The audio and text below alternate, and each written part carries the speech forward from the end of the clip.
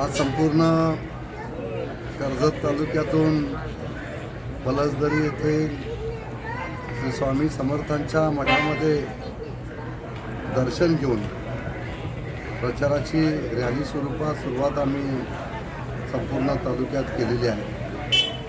उत्स्फूर्त प्रतिसाद संपूर्ण कर्जत तालुक्यातून जनतेतून मिळत आहे। आज आम्ही या ठिकाणी बीड असेल वस्त्राकुंडा संपूर्ण परिसरामध्ये उत्स्फूर्त प्रतिसाद जनतेतून मिळत आहे, आपल्याला पाहायला मिळत आहे।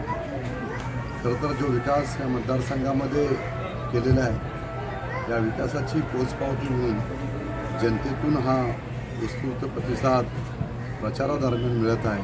आणि 20 नोव्हेंबरला मतदान होणार आहे। 20 नोव्हेंबरला कर्जत मतदारसंघातील सर्वसामान्य जनता धनुष्यबाण या निशाणीसमोरील बटन दाबून प्रचंड बहुमताने महायुतीचा अपक्ष उमेदवार काय बोलतात काय नाही हे आपल्या सगळ्या पत्रकारांना माहिती आहे।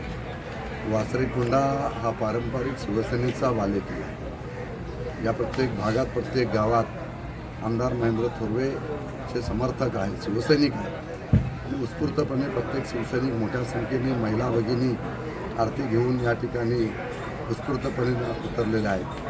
प्रत्येक गावात त्या ठिकाणी शिवसेनेचे बूथ लागतील आणि ते बूथ प्रत्येक बूथ हा विजयी होईल आणि प्रत्येक बूथवर शिवसेनेचा भगवा फडकेल।